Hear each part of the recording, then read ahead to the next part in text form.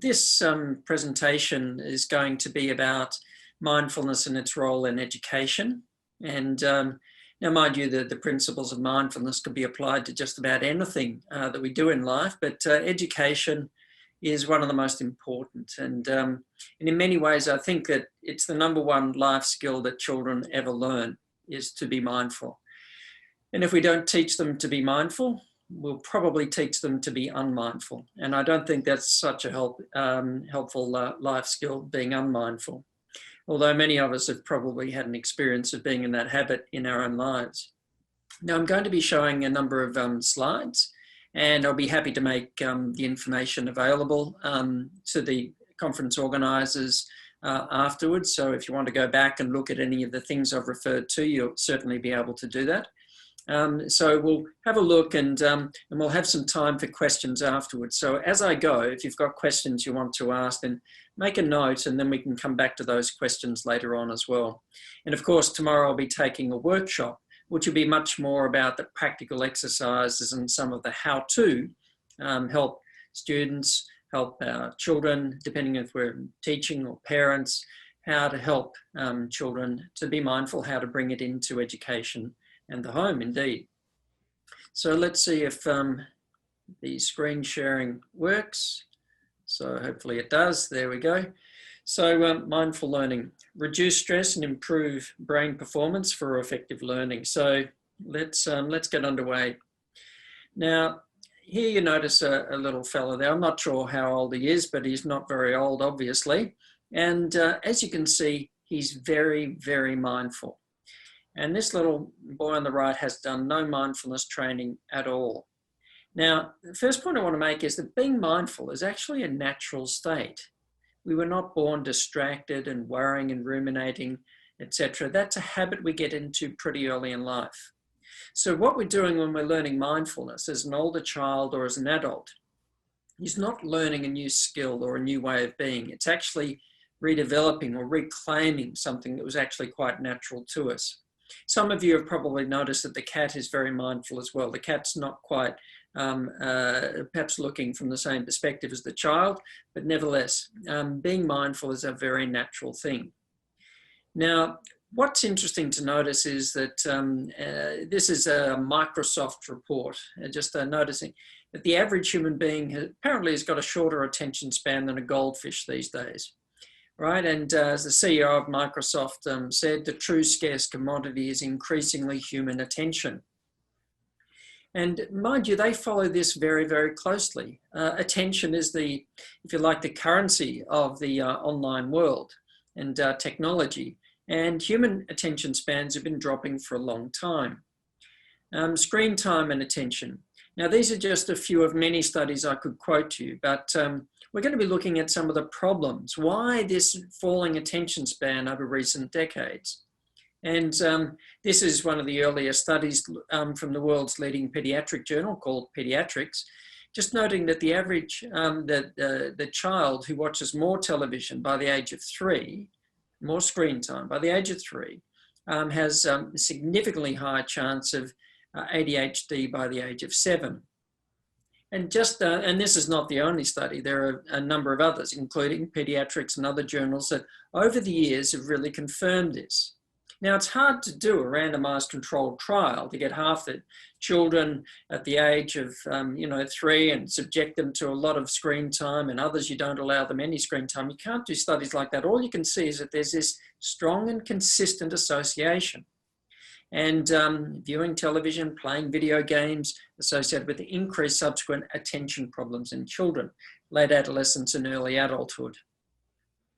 And of course, when you consider that the developing brain for the child, play would have been a very tactile, immersive experience in the world. A child would have been picking things up and making things and cutting things out and getting clay and making shapes out of it and so on. And so for a child, play, the actual interaction with the sensory world, learning how to do things and so on, stimulates the brain in a very full way that screen time, which is a very, very passive leisure activity, does not do. And so, and of course, for a child's developing brain, if circuits in the brain are not being used and actively stimulated, then they get pruned back very, very quickly. From a developmental point of view, this is not great for a developing child's brain. And this is an interesting study that looked at preschool children's attention span persistence, so a child's ability to engage and sustain attention in play, as opposed to a child whose attention's darting all over the place and can't sustain attention on anything for very long. And they measured that at the age of 4. And then they looked at a whole range of other factors, parental education, socioeconomic status, everything else they could think of that was important. And then they looked at what were their odds of completing college by the age of 25. And what they found was that if children were better at being able to engage attention at the age of 4, they were nearly 50% more likely to complete college by the age of 25. That was a very, very significant factor, more important than a whole range of other things that we think of as being important, like socioeconomic status, etc. So attention, really, really important. This is, I don't know if any of you follow the PISA rankings. So these are looking at countries all around the world and how children in those countries score in terms of their educational status. And in 2018, it was interesting to note, China ranked as #1, Singapore, #2 country in the world. You're doing something very right in Singapore, clearly. Now, mind you, in a lot of the Chinese countries, not only that education is so highly valued, but also the kind of classroom environment, if you like, and attention and discipline and so on are obviously going to be, I think, significantly higher than a lot of other countries. Australia has been moving down the rankings every time they've been looked at over recent years. And I can assure you a lot of classrooms in Australia have become very noisy, distracted, very active kinds of places. And it makes it very, very hard for children to engage attention in an effective way in that kind of environment. And that's only going to be one of the factors, but it's interesting to notice. But anyway, in Singapore, you must be doing something very good over there. So now, media exposure and childhood language development. Now, these days, we favour technology so much. We think that technology's always got to be a better way of doing things and a better way of learning. And this is just looking at children's language development. So children from a very young age are watching DVDs and have got interactive games where, you know, with computers and so on, that children are meant to be learning language. So I tested the association of media exposure with language development in children under 2 years old. And I measured the child and parent demographics, child-parent interaction. So does the parent spend much time talking to the child, just interacting, or is it more that the child is interacting with television and DVDs and so on? And we assume that interaction with those kinds of things, television, DVDs, are going to help children to learn language. Well, actually, what they found that every hour per day of viewing baby DVDs and videos is associated with significant reductions in communication development. The thing that had the biggest positive impact on children's development of language was direct interaction with the parent, right? Because, and that is so much more engaging for the attention, but also the interaction, the real life experience, rather than interacting with something that's virtual. But we always assume that technology's got to be better than the old ways, or maybe not. This was another interesting study where they're looking at reading and writing acquisition. So, and of course, children learn very early on to type on keyboards, and it's replacing handwriting. And so was brain activation during letter perception influenced by handwriting of letters versus typing? So which one was better, writing letters or typing? And so they got children who couldn't yet write effectively, 5-year-old children, and they did exercises where they printed letters, they typed the letters, or they traced the letters. And then they were shown images of letters while they were doing an MRI in their brain to see which areas the brain lit up. Now, the areas of the brain, the reading circuits in the brain, the circuits the child needs to be able to read and recognize letters, were only recruited during the letter perception after handwriting. Handwriting engaged those areas of the brain, typing did not. And of course, the more and more time now, why do we wonder that levels of literacy are going down when children, and especially at an early age, are spending more time learning keyboard skills than they are actually learning writing skills. But of course, we've got to write the letters. The brain, the tactile experience of writing, doing things in a tactile, interactive way is much better than just typing on the keyboard, for example. Typing or taking notes. At university, for example, students are writing notes is a very uncommon thing these days. So taking notes on laptops rather than longhand is increasingly common. Now, even when laptops are used solely to take notes, they may still be impairing learning because their use results in shallower processing. Now, these were based on 3 studies.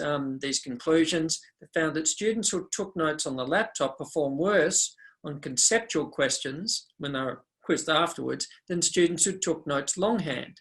Now, a student can type a lot more in the same amount of time than a student can write longhand. But of course, when a student is writing, typing notes, they're pretty much just transcribing lectures.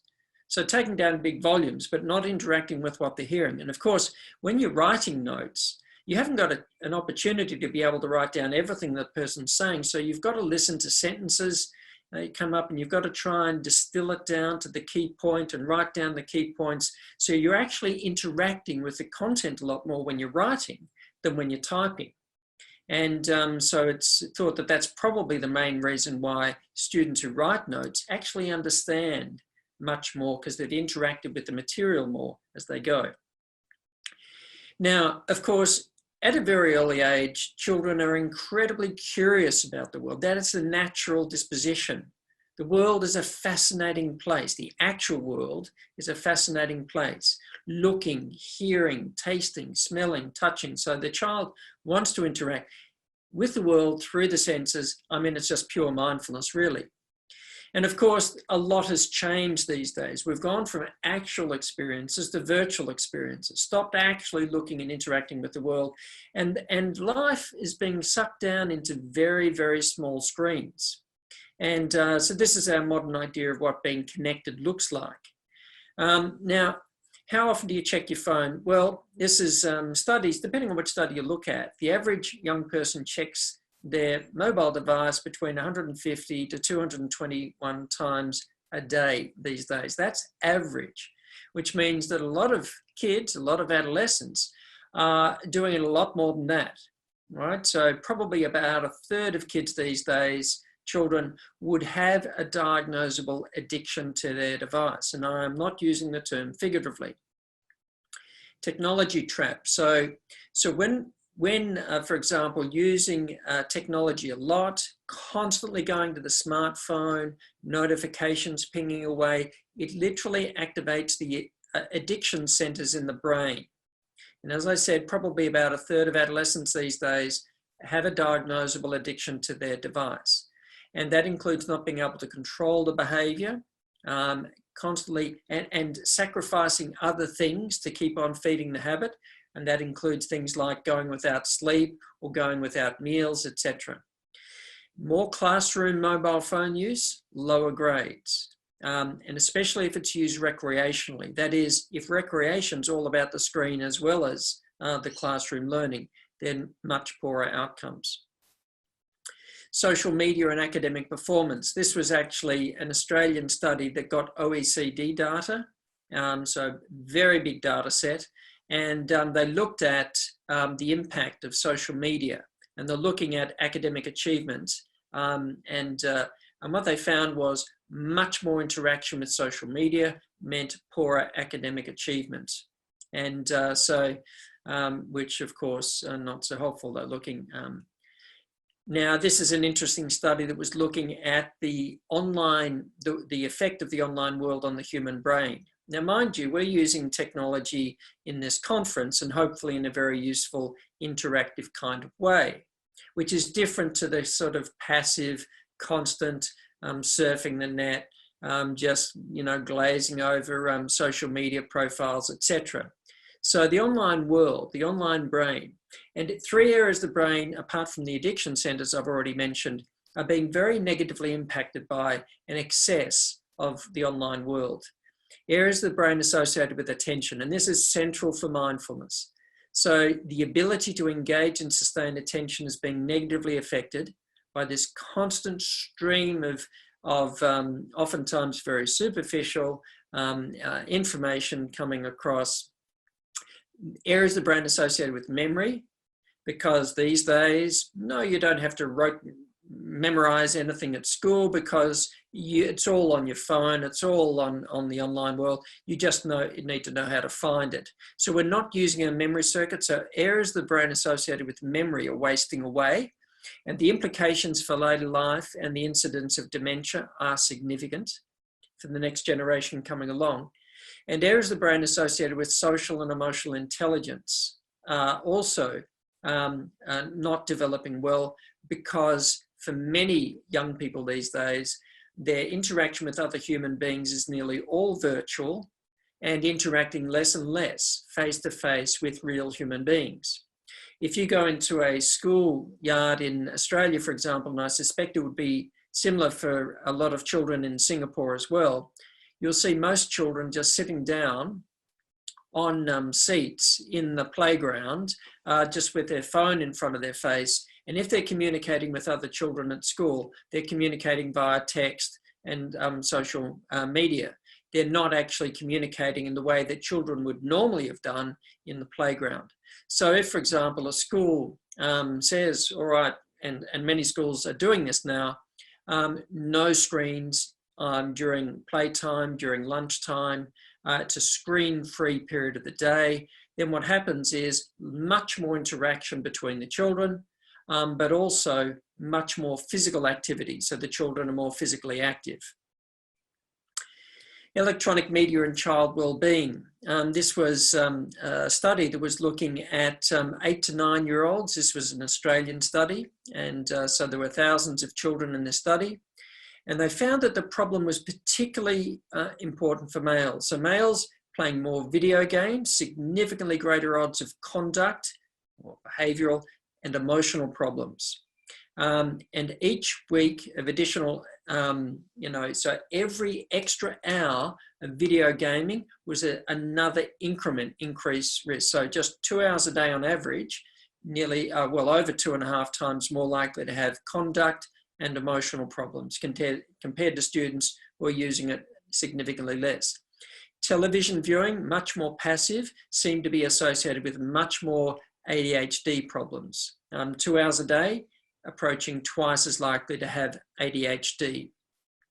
Now, the effect was much more significant on males than on females. And all around the world, educational performance for males has been dropping. And you'll find in most universities around the world, 55 to 60% of university students are female compared to male. In some countries, it's actually more than 60% are female. So males are performing significantly worse educationally, and it may be, and I'm not sure why, I'm not sure if anybody knows why, the online world screen time affects the male brain more than the female brain. Social media and depression, a study of young adults from the States, and they found that those who are interacting with social media the most had about 3 times the rate of depression compared to those who interacted with social media the least. Now, I should probably nuance this. If social media is used to increase your interaction with other people, and especially if it's if you're using it like Zoom meetings are being used very well at the moment with COVID going on. So you're actually seeing people, you're interacting, there's the body language happening as well. And if you use social media as a way of getting together with people and meeting them to play a game of soccer or to go out to a movie or something like that. So if social media is used to increase interaction, then it can have a positive impact on well-being. But unfortunately, the majority use it to replace actual interaction with other human beings. Not so helpful. Much more isolation, etc., and poorer mental health. And this is a study of university students, and just looking at the amount of interaction with particularly visual forms of social media. So the more a student interacts with visual forms of social media, the more narcissistic they became. So they followed them over a 4-month period, measured pre, measured post, looked at how much interacting they did, and the more they interacted with social media, the higher rates of narcissism. And internet addiction in teens. This is another Australian study on nearly 3,000 young people, just came out a few weeks ago, and they're looking at compulsive internet use.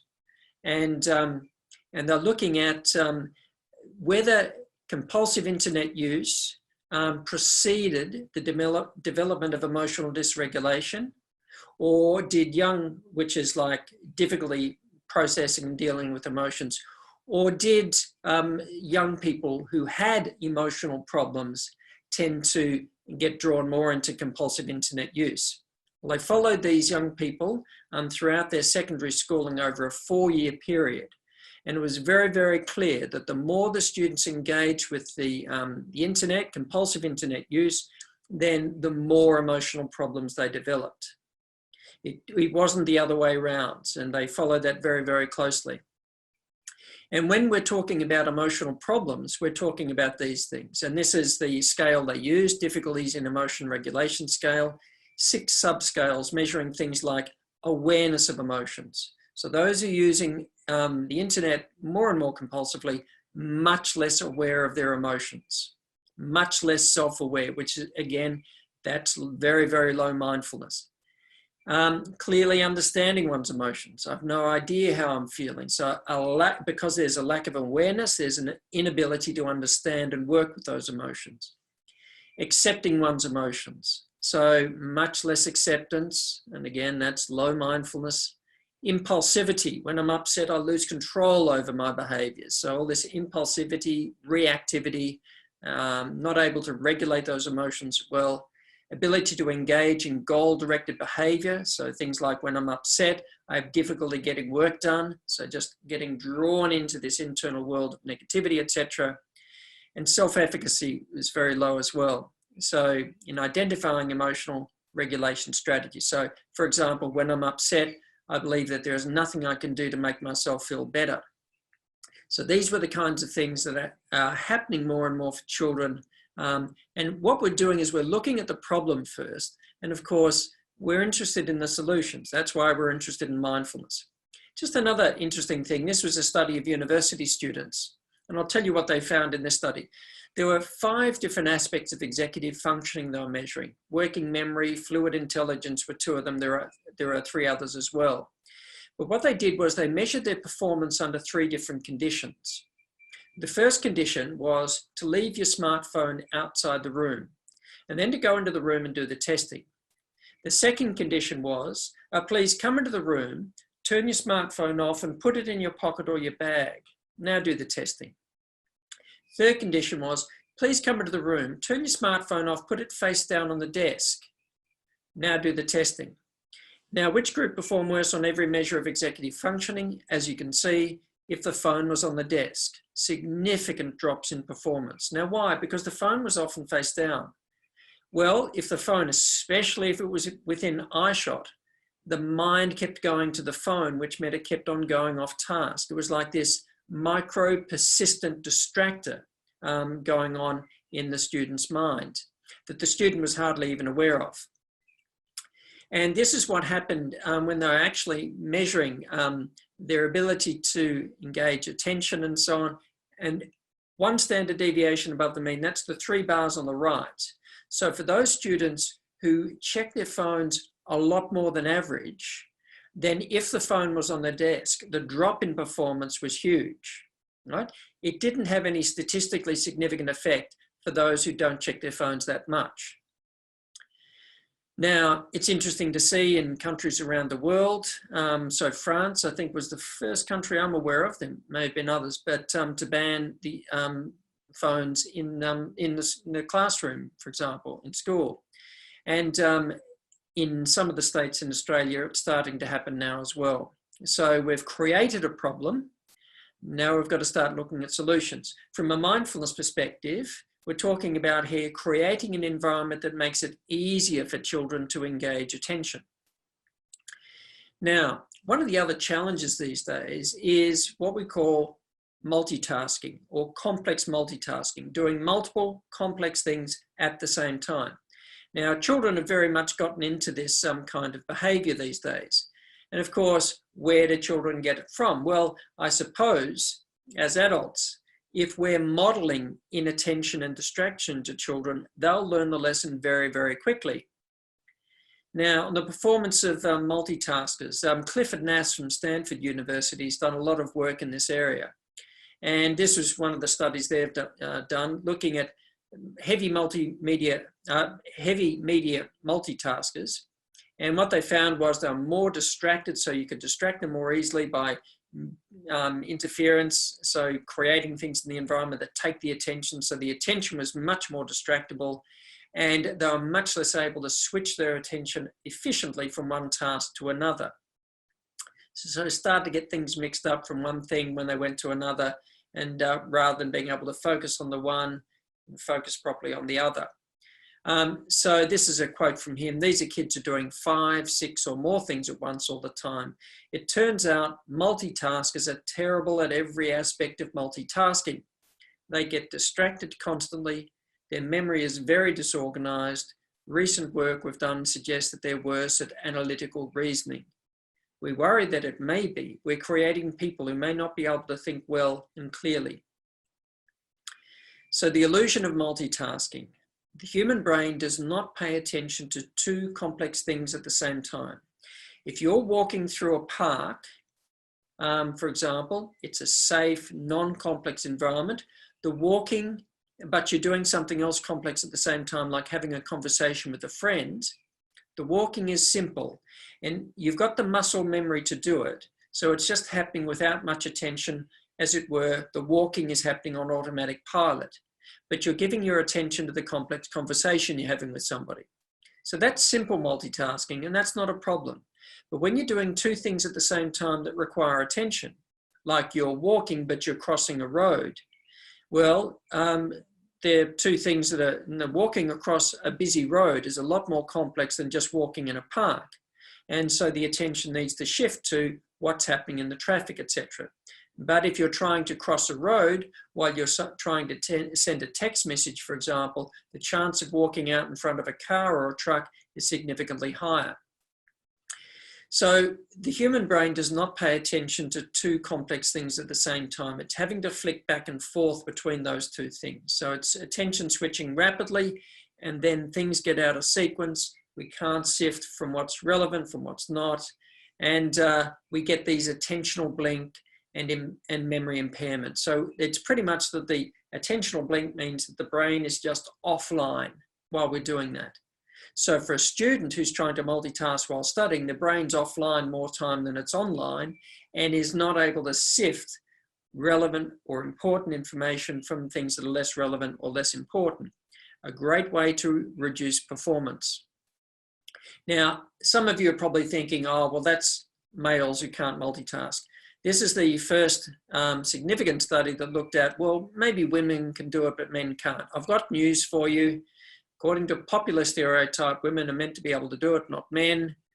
This study tested whether there were gender differences in being able to attention switch or to multitask. And essentially what they found was there were no gender differences. Women perform as poorly on this as men do. Results do not confirm the widespread stereotype that women are better at multitasking than men. It's the human brain that's not able to do it, not the male brain. So I just thought I'd clear that up in case any of you were thinking that maybe it's a male thing. So we shouldn't be surprised in this distracted kind of world that there's a lot of interest in mindfulness. And it is certainly not a new idea. This quote from William James, who was pretty much the founding father of modern psychology, especially in the Western world. And this is what what he wrote in the first classic textbook in psychology in the 19th century. The faculty of voluntarily bringing back a wandering attention over and over again is the very root of judgment character, and will. No one is compos sui, or a master of themselves, if ye have it not. An education which should improve this faculty would be the education par excellence, the best of all educations.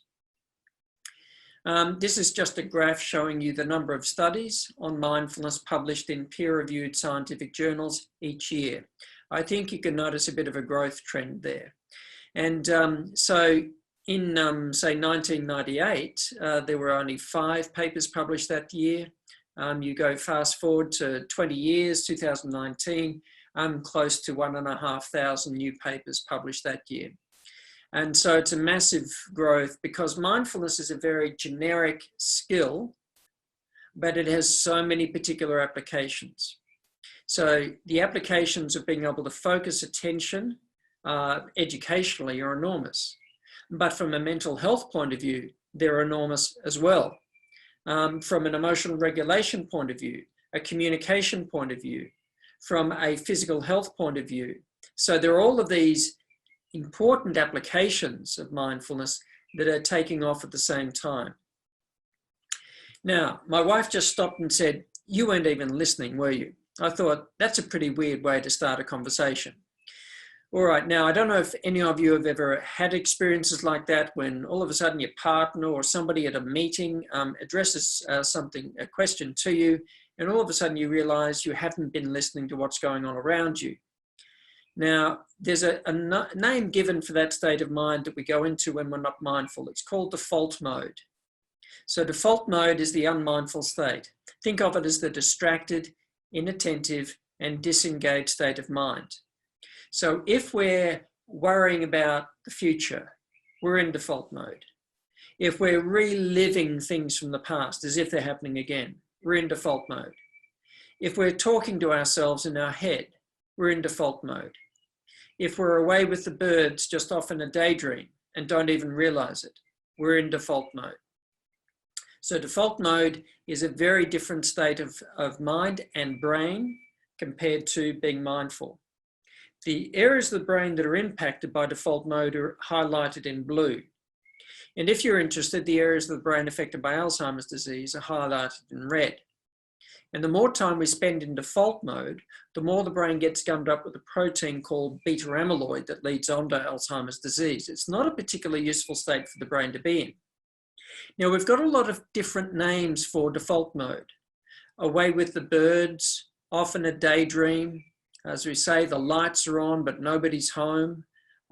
Self-talk, worry, rumination, catastrophizing.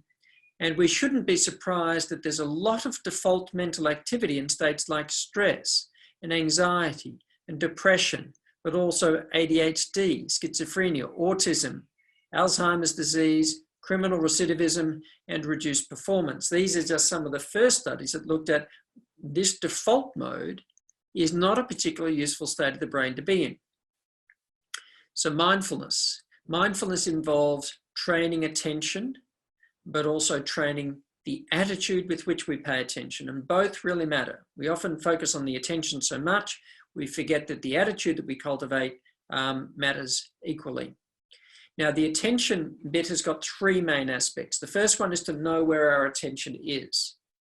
So if, for example, a student is in a classroom and their mind wanders off, their ability to actually notice, oh, my mind has wandered off. So when we teach this to our medical students in first semester of first year medicine, and indeed physiotherapy students, nursing students, pharmacy students, and so on, it's a part of the curriculum in 22 different degree courses at Monash now. So when a student starts to learn this, then when they're studying, they start to realize much more quickly when the mind's wandered off. So the first thing is to know where our attention is. So when the student's trying to get some study done to prepare for an exam, and the mind wanders off into worry about how am I going to go, what if I fail, what am I going to say to my parents, etc. For the student who notices that they've wandered into rumination and worry, that's the first thing, to know where the attention is. And if we know where it is, then we can prioritize where the attention needs to be. Because a student preparing for an exam, What are they going to think to themselves? Now, what's the best thing I can do to prepare for this exam? I think I might put in about 8 hours of worry each day. That's what I should give my attention to, is worry. Well, that's not going to get the work done. That's not going to help them to understand the subject. Now, so is that the priority for attention, worry? No, you'd have to say, no, just gently bring the attention back to what you're studying. So to prioritize, get attention back on task. And then the third thing is for the attention to go there and stay there, unless a more important priority comes along. So training attention, but then the mindful attitude, equanimity, openness, curiosity, acceptance, self-compassion. So this kind of attitude with which we pay attention really, really matters. So for example, if we're experiencing, say a student's experiencing anxiety in an exam and they can't feel comfortable with that state of mind, and if they try and fight it and react to it and stop it and get rid of it and hate themselves for having it, then what happens, of course, is the attention fixates on the anxiety and they can't focus on the exam in front of them. Now, paradoxically, if a student can learn to notice the anxiety, but to be more gentle with it, more accepting of it, then they may notice that the anxiety doesn't escalate in the same way, but it comes and flows like perhaps a wave, but the student doesn't get washed away by that wave of anxiety. So the attitude really, really matters, that gentleness with which we notice the things that we're noticing, but to choose what to engage with, what to leave alone. Now, mindfulness can be practiced through the formal practice of mindfulness meditation, if you like, and the informal practice of being mindful in day-to-day life. So if, for example, a student or indeed a teacher practices some mindfulness meditation prior to a class, then when they step into the classroom, the attention's much more engaged, much more in the moment. Then paying attention during the class is the informal practice of mindfulness, and both matter. There is no point in being mindful for 5 minutes or 10 minutes sitting down practicing a mindfulness meditation and then being unmindful for the other 23 hours and 50 or 55 minutes in the rest of the day. So formal and informal practice mindfulness is more than just meditation. So sitting down with the formal practice of mindfulness, and that's a preparation for life. That's a preparation for being able to engage with the things that are important to us. I didn't learn mindfulness from a book or a course or anything else. I intuitively discovered for myself in my teenage years that if I cultivated this state of present, calm, attentive state of mind, and then took that into my study or took it into exams, I felt better, but I functioned better as well. And so I used to cultivate that kind of state to help me not just deal with the workload of being a student, but also the ability to cope with those high stakes exams that had to do at school and then later on at university. So if a student's attention is on what they're doing when they're studying, then they're studying mindful. If they're physically at the desk, but mentally somewhere else, then that's not mindful. Now, mind you, many students will step into a classroom or into a lecture theatre and say, I attended the class or I attended the lecture. But if they didn't mentally pay attention while they were there, they didn't actually really attend. They physically attended, but they didn't mentally attend. That is, pay attention. And that happens a lot to students. It's really interesting as a lecturer to go into the back of a lecture theatre, not happening this year, of course, because we don't have lecture theatres open because of COVID. But normally, if you go into the back of a lecture theatre, when the students are at a lecture, the previous lecturer, if you're standing at the back of the lecture theatre, you get to see what's on the screens of the students sitting in front of you. And so it's really quite interesting because you'll notice the occasional student who's taking notes on what's being said or looking at the diagram. About half the students are looking at cat videos and, on social media sites, etc., not paying attention to what they're doing at all. They didn't attend, that is, pay attention at the lecture. One other good reason to be mindful as well is sometimes when we're in a present moment, really threatening situation. And I won't talk too much about this particular situation that happened to an Australian world champion surfer a few years ago, but that's a 4-meter shark. But when we activate the stress or the fight or flight response in a situation like this, it's based on being mindful as well. So attention centers, sensory areas of the brain fully engage. The brain's relatively quiet in a situation like this. There's not a lot of thinking happening up there right now, but the amygdala, the brain stress center, is firing off. That's the turbocharge button in the brain. Now, it's one thing to activate a fight or flight response in a situation like this, like live on television in a surfing final on the world tour. It's another thing to be activating the fight or flight response based on what we're worrying about and ruminating about the future or reliving the past. So when we activate the stress response again and again and again when we don't need it, like say worrying about the future, there's no shark in front of us, the shark is in our mind. Oh, what about this? What if this happens? Or reliving things from the past. Then that wear and tear on our system is called allostatic load. Now it's associated with very poor health, including very poor immunity and so on, but it damages the brain.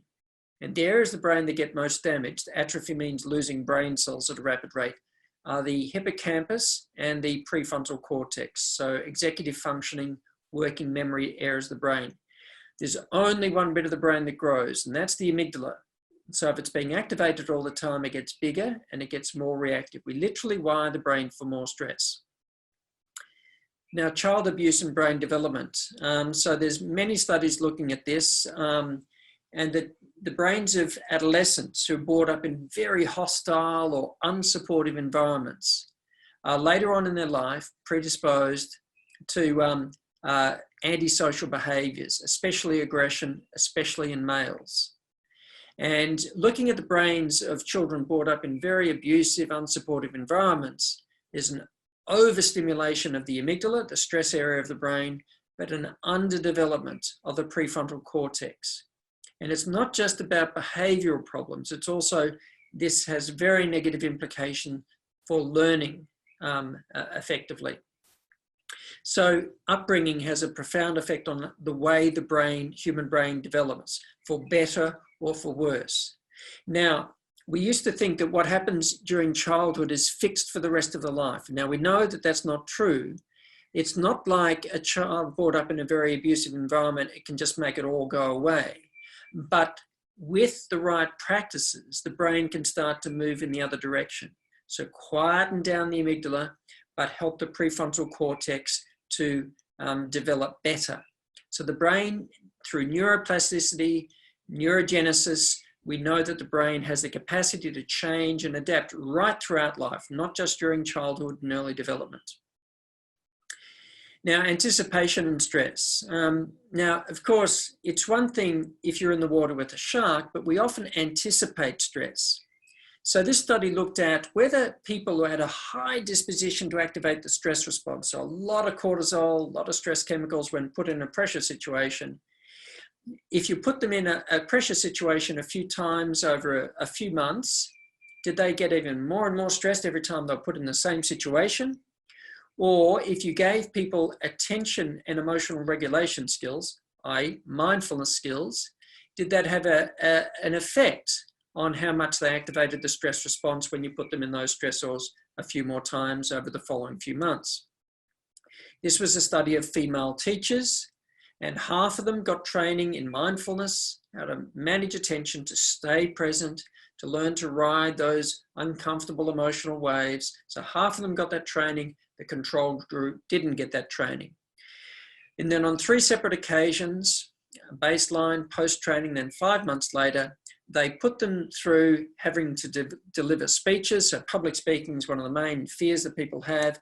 And then also put them under pressure doing arithmetic tasks with very critical evaluators, just modeling life, modeling exams kind of situations. The control group who did not have this training, every time they put them through that situation, they got even more stressed than the time before. In anticipation, the mind going flashing forward to the future. Oh no, it was bad last time, it's going to be worse next time. Oh no, it's coming up, I can't stand this, I wish I didn't have to do it, etc. Now the group who had the mindfulness training, what they found was a trend towards less and less cortisol every time. So they were learning to be more and more comfortable with the situation, anticipating it less. realizing they could deal with it better each time that it came up, because they were learning how to work with the challenge rather than just ruminating and worrying about it. Worrying about things that never happened. A study at Cornell University in the States. How many times we imagine calamities that never materialize. So people were invited over a period of time to write down their worries and identified which imagined misfortunes didn't actually happen. 85% of the time, what people worried about never happened. 85% of the time. So that means 15% of the time, well, it did happen. But they found for the 15% of the time it did happen, it was nearly 80% of the subjects found that, well, they could either handle it when they thought that they couldn't, or was nowhere near as bad as they thought it was. That is, 90% what we worry about is fearful based on exaggerations and misperceptions of the situation. But we can live in a world of worry, and we often take that to be real. And you think you have stress. All right, so I don't know if any of you have ever had a moment's stress in your life, but anyway, this little fellow there, his life's in a pretty precarious situation. Now, it's very interesting, the Thai boys soccer team, and many of you will have followed that in the news a couple of years ago. An extraordinary story, not just in how that group was found and rescued, which was extraordinary, but in the days that they were actually inside that cave, how incredibly well they coped. And when they were interviewed after they'd gotten out of the cave, the boys didn't talk about being traumatized by that experience or how awful it was. They talked about how they grew as, almost from boys to young men, how they found strength they didn't know they had. They found peace in themselves. They were able to cope with something they never thought they could cope with. And when they were interviewed later on, it transpired that the coach was a meditation practitioner and teacher. So when they found themselves in that situation, they practiced a lot of mindfulness to stay grounded, not have the mind wander off into worry and catastrophizing, etc. Extraordinary story of how they dealt with that situation. So the level of resilience that those boys developed was extraordinary. Now, mind you, we're obviously not going to get school kids and take them away and put them in a cave situation like that. But I guess it just emphasizes the point that we have capacities that we can develop if we use the right skills to do it. Epictetus, the ancient Greek philosopher, man's not disturbed by events, but by the view he takes of them. How we see events, how we respond to them, makes a massive difference. And to be able to do that mindfully, consciously, discerningly, makes a big difference. So executive functioning, I mentioned it a little while ago, but I won't say too much about it other than to say that the attention circuits like the cingulate gyrus and others are like relay stations. The attention has to engage first to engage the other executive functioning circuits in the brain. So attention is the number one executive function because the others depend on it. Your memory circuits are offline if the attention circuits are offline. If a student's not paying attention in class, or if a teacher's talking to a student, they're not paying attention, they will not remember what's said. It's so obvious why I even say it. But anyway, self-awareness. Remembering those compulsive internet use I was talking about before, no self-awareness. So when we start to practice mindfulness, we become more aware of our mental, emotional, physical state. Our ability to reason, to make discerning decisions, to manage emotions, the emotion regulation areas of the brain, they all come into play if we're more mindful. So exam, stress and performance, this executive functioning area of the brain does not work well. You know, our ability to process information, working memory is significantly impaired if we're very stressed. So the first thing in being able to cope with exams is to learn to be calm and present moving into that situation. There's a term sometimes used, amygdala hijack. The stress center or the amygdala fires off so much it overwhelms the areas of the brain that are meant to be processing information. So, and many students stepping into an exam situation, if they're not able to manage the stress well and they're worrying about the outcome so much, what if I fail, etc., then not only will they feel badly, but they'll also function poorly as well. This is one of my favorite little studies, this particular study. They're looking at children in grades 1 and 2, so early primary school. And they looked at their parents' maths anxiety and how did that relate to the children's maths achievement. So did parents who are very anxious about maths have children that were also anxious about maths and perform poorly? And so when the parents were more maths anxious, their children learned significantly less maths over the school year and had more maths anxiety themselves by year's end, but only if the maths anxious parents provided frequent help with the maths homework. If maths anxious parents did not help their children with their maths homework, the child performed fine in maths. So now it's like transmitting the fear of mathematics from the parent to the child. A maths anxious parent is trying to sit down and help their child with their maths homework. Unless they're mindful, what they're doing is teaching the child, by modeling it, teaching the child how to be anxious about maths. They're not teaching the child about maths, they're teaching the child how to be anxious about maths, because the parent is getting all anxious. Oh, I'm no good with figures. Oh, I was never good at it at school. Oh, I'll try and help. Oh, I don't know. Oh, no, it's frustrating. I can't, you know. So if the parent's reacting like that, they're modeling that behavior for the child, and the child will pick it up and reproduce that behavior and that pattern of thinking very, very quickly. So either be mindful with the child when you're teaching the maths, or leave the child alone and the child will be fine. But we in a sense, it's almost like it's more infectious than a virus, the way that we teach anxiety and negative patterns of thinking to children. And I work a lot with teachers who say, look, a child can come into early primary school and immediately say to the teacher, I can't do maths, I'm no good at it. When they haven't even, I can't do it, you know, when they haven't even been shown the task yet, because the child's taken on that pattern of thinking from the parents. Now, I'll just show this little clip here. Now, this is from a science program, Catalyst, in the ABC in Australia. And this is Neil Bailey, and he works with myself at Monash University. He's a neuroscientist, and he's got a team that he works with. And what the journalist did here in this particular program, it was a whole hour's feature on mindfulness and meditation, was that the actual journalist himself, at the at the start of the 8-week development of the program, he started to practice mindfulness himself. So they did tests on him and then followed him up 8 weeks later to see how he performed again on the tests. And he also had brain scans. So this is 8 weeks after he's been practicing mindfulness for the first time in his life. And he's going to get the results of the test that he's had done. So I'll just, we'll just have a listen to this and see what you think. Good. So there we are. That's just one example. But of course, there are many dozens of studies now on the effects of mindfulness in the brain. Sarah Lazar, who's speaking at this conference, she's been a real pioneer in this area. And they were showing early on that mindfulness stimulated thicker grey matter in these important executive functioning and memory circuits of the brain and so on, and subsequently found that it was related to stimulating new brain cell growth, even into old age, and also new connections. But the area of the brain that shrinks or becomes quieter is the amygdala. That's the brain stress center, which is, of course, related to feeling calmer and less anxious. The default network I mentioned before, there's a lot of default mental activity, depression, anxiety, etc., poor mental health essentially.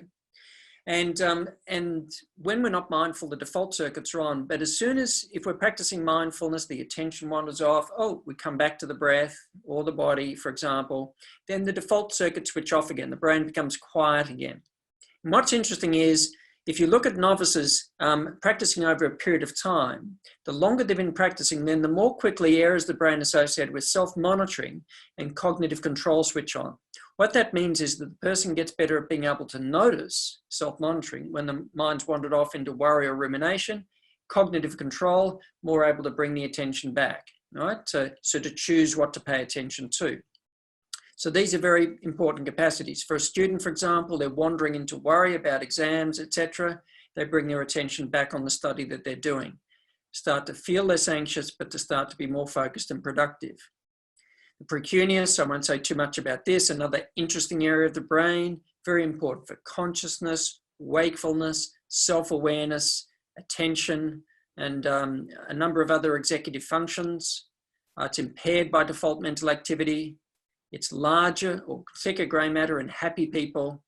And just 6 weeks of training of mindfulness is enough to thicken up the grey matter in that interesting area of the brain. So meditation and brain aging. Mind you, this is not so much for kids, but probably more for the teachers and parents and so on. But by age 50, those who practice regular meditation, their brains are about 7.5 years younger compared to people who are 50 who don't practice it. That is, the brain ages a lot less quickly. So for every year, the brain of a person who practices mindfulness is aging 1 month and 22 days less quickly every year. So that's certainly very optimistic. Now, just another important area, and I'm just going to touch on a couple of other areas, and then we're going to have some time for questions and discussion. But this is looking at what are expected to be the developed world's 10 top burdens of disease by the year 2030. As you can see, depression is expected to be way out in front. Now, mind you, this was pre-COVID, this data. So who knows where depression is in terms of our burden of disease now. I suspect it would be much more significant. But the number one burden of disease in developed countries is depression. And so looking at adolescents, and we're seeing mental health problems in younger age groups all around the world. So MBSR, mindfulness-based stress reduction, 14 to 18-year-olds, less anxiety, less depression, less somatic distress or the physical symptoms of poor mental health, increased self-esteem and sleep quality. This is a review of 33 different studies looking at mindfulness-based interventions, and the jury's not really out. Significant improvements in mindfulness, depression, anxiety, stress. But that's looking at a whole variety of mindfulness-based interventions. We don't know yet, is there one best formulation, one best way of presenting it to children and adolescents? Because there's probably an infinite variety. How much practice formally do you need to do? How important is the informal practice of mindfulness? Now, obviously, this little fella's got a little bit too much on his plate at the moment. And I'll just mention some of the studies looking at mindfulness for schools. This is one study, 522 young people in secondary school. And they found that the children who participated in the intervention compared to the control group, fewer depressive symptoms, less stress and greater well-being at follow-up. And what they found was that the amount that the students practiced had a big effect. So those students who went through the program and didn't practice it much, didn't get much benefit. Those who went through the program and really applied it in their life did get benefit. And so it's not just a matter of doing a program, it's applying it that matters. This is a review paper, one of the early review papers, 2012, looking at 24 different studies and finding significant improvements in terms of cognitive performance, stress, resilience, being able to deal with emotional problems, and also third-person ratings.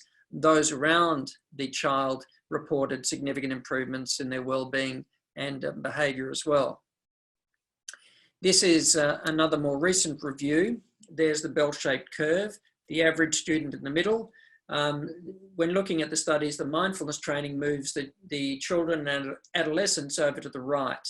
And the studies have focused on train mindfulness. So if you learn mindfulness, you become significantly more mindful. As they become more mindful, academic performance improves, less depression, anxiety, better social competence and pro-social behaviours, so interact better with other children, more considerate of others, very important, and also a better ability to regulate emotions, which is, of course, the opposite of what we're saying before is happening for a lot of kids who are just way too much time on the computers and the internet.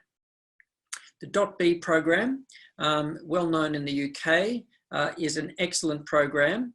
And this was a randomised controlled trial done in Australia and looking at age 13 students. Now, what they found was, and I'm just going to go, they're looking at anxiety, depression, and they didn't find a difference in the group that had mindfulness training compared to the control group at 6 or 12 months. But they had very low level of adherence. They just had somebody from outside the school come in, and lead very short mindfulness practices for the students over a few weeks. But the teachers hadn't learned mindfulness.